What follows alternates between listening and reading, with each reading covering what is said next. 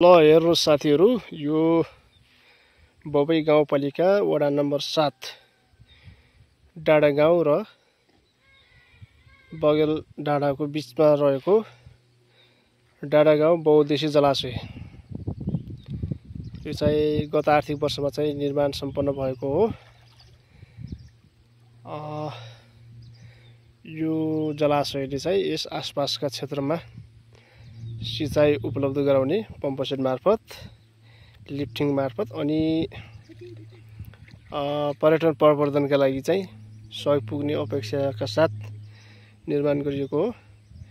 यो सोतामा चाहिँ पानी बर्खायाममा धेरै बग्थ्यो, त्यो पानीलाई चाहिँ डम्पिङ गरेर राखिएको छ, जसले यस वरपरका जनताहरूलाई खेतीपातीमा सिँचाइको लागि लिफ्टिङ गर्न सकियो भने चाहिँ उपयोग हुन सक्छ।